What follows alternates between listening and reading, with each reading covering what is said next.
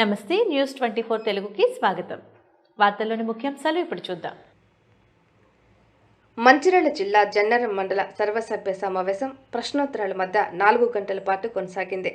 Jannaram MPP Madadi Sarojana Ravindra Rao అధ్యక్షతన MPDO కార్యాలయంలో నిర్వహించిన మండలి సమావేశంలో ఖానాపూర్ ఎమ్మెల్యే బొజ్జు ముఖ్య అతిథిగా హాజరయ్యారు. ఈ సందర్భంగా అన్ని శాఖల పనితీరులపై చర్చించారు. ముఖ్యంగా మిషన్ భగీరథ, విద్యుత్, ఇరిగేషన్ శాఖల పనితీరులపై వాడివేడి చర్చ కొనసాగింది. వేసవిలో తాగునీటి ఎద్దడి ఏర్పడకుండా అధికారులు చర్యలు తీసుకోవాలని ఆర్డబ్ల్యూఎస్ అధికారులను ఎమ్మెల్యే ఆదేశించారు. విద్యుత్ సమస్యలు లేకుండా చూడాలని సంబంధిత అధికారులను ఎమ్మెల్యే కోరారు. ఇరిగేషన్ భూములు అన్యక్రాంతం కాకుండా శ్రద్ధ పెట్టాలని సంబంధిత అధికారులకు ఆయన సూచనలు చేశారు. అధికారులు ప్రజాప్రతినిధులు సమిష్టిగా పనిచేసి ప్రజా సమస్యలను పరిష్కరించాలని ఆయన స్పష్టం చేశారు.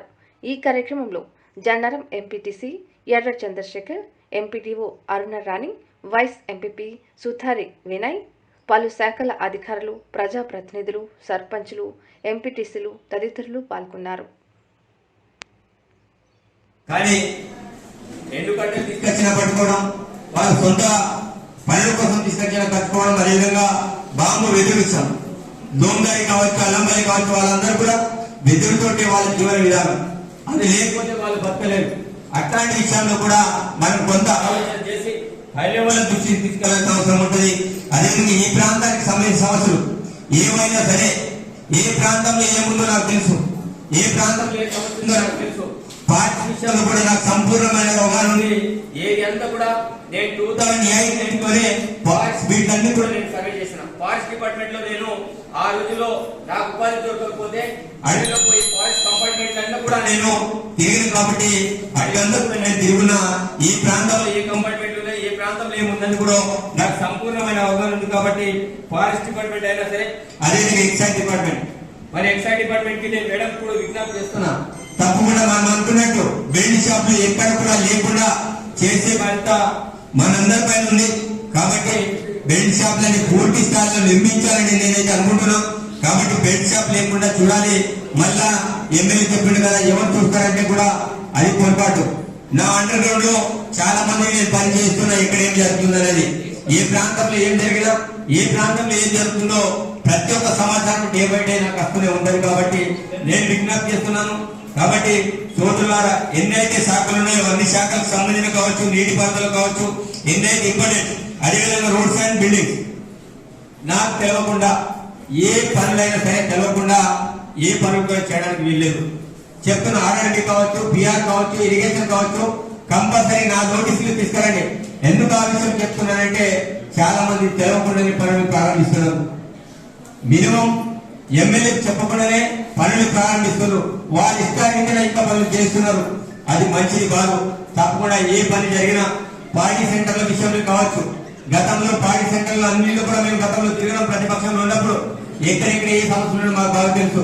ఆ సమస్యలని ఎట్లా పరిష్కారం చేయాలో ఈ రోజు అధికారులు కావచ్చు, మనం అందరం కూడా కలిసి ఆ సమస్యలను పరిష్కారం చేయాలి. మనం అందరం కూడా రైతుల పక్షాన ఉన్నాం. రైతులు ఏ రకంగా డెవలప్మెంట్ చేద్దాం కావచ్చు, ఆ కోణంలో మనం ఆలోచిద్దాం. అదేవిధంగా కడెం ప్రాజెక్ట్ కెనాల్, దాని మరమ్మతులు ఎన్ఆర్జీ చేస్తారు చేయొచ్చు. అదేవిధంగా కడెం ప్రాజెక్ట్ మరమ్మతులు అది మొన్న గౌరవ ఇన్ఛార్జ్ మినిస్టర్ సీతక్ గారిని అక్కడ స్పెసిఫిక్ గా తీసుకురావడం అనేది జరిగింది. తప్పకుండా కడెం ప్రాజెక్ట్ మరమ్మతుల కోసం 5 కోట్ల నుంచి 6 కోట్ల వరకు డబ్బులు వేయించాలని మొన్న ఇరిగేషన్ డిపార్ట్మెంట్ వాళ్ళతోటి నివేదిక తయారు చేయించడం అనేది జరిగింది.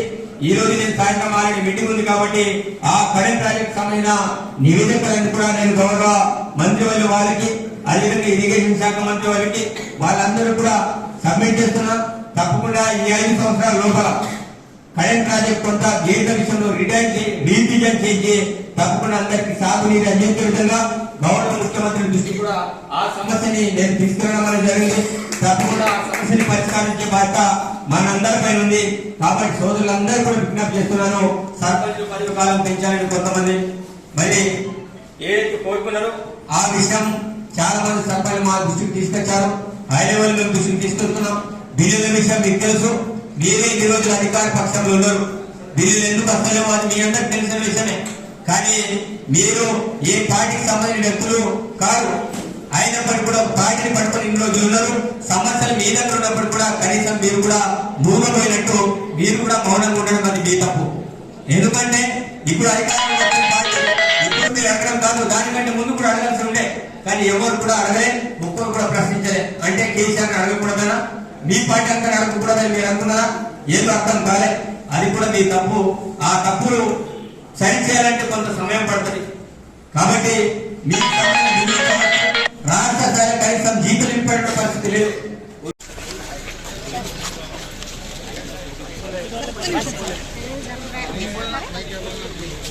ఇప్పుడు ఓవరాల్ గా సమీక్షా సమావేశం నిర్వహించారు కదా, మరి అధికారుల పనితీరు కానీ మండల సమస్యలపై గురించి కానీ మీరేం చెప్తారు?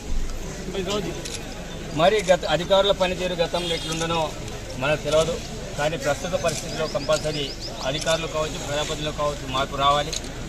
మరి ప్రభుత్వం మారింది, మనం కూడా మారాల్సిన అవసరం ఉంది. కానీ గతంలాగానే మేము ఇంకా అట్టే అవినీతి చేస్తాం, అట్టే బ్లాక్మెయిల్ దందాలు చేస్తాం అనేది ఇప్పుడు నడవదు. కంపల్సరీ నేను ఇప్పుడు అధికారులు కోరుకునేది ఒకటే, ప్రజలకి సౌకర్యార్థం ఏమేమి అవసరం ఉంటాయో అవన్నీ కూడా నివేదికలు తయారు చేయమని చెప్పడం అనేది జరిగింది. ఎక్కడ ఏ అవసరం ఉన్నా తప్పకుండా ప్రభుత్వం పంపించాలి. ప్రభుత్వం ద్వారా అడిగి తీసుకొచ్చే బాధ్యత నాది. కాబట్టి ఈ ప్రాంతంలో అనేక రకాల సమస్యలు ఉన్నాయి. ఒకవైపు అటవీ సమస్య కావచ్చు, అదేవిధంగా పోడు భూముల సమస్య కావచ్చు, అదేవిధంగా గ్రామాల అభివృద్ధి విషయంలో సీసీ రోడ్లు కావచ్చు, డ్రైనేజెస్ కావచ్చు, డిఫరెంట్ సమస్యలు ఈ ప్రాంతంలో ఉన్నాయి. కాబట్టి వాటన్నిటి కూడా సంబంధిత అధికారులందరూ కూడా నేను ఆదేశించడం జరిగింది. కాబట్టి ఎక్కడైతే ఏమైతే నీడ్స్ అవసరాలు, ప్రజలకు అవసరాలు ఏవైతే ఉన్నాయో వాటన్నిటి కూడా ఫైండ్ అవుట్ చేయాలి. అదేవిధంగా గవర్నమెంట్కి పంపాలని చెప్పడం జరిగింది. తప్పకుండా వాటన్నిటి కూడా సమస్యలు పరిష్కారం చేసే బాధ్యత మాది. Thank you.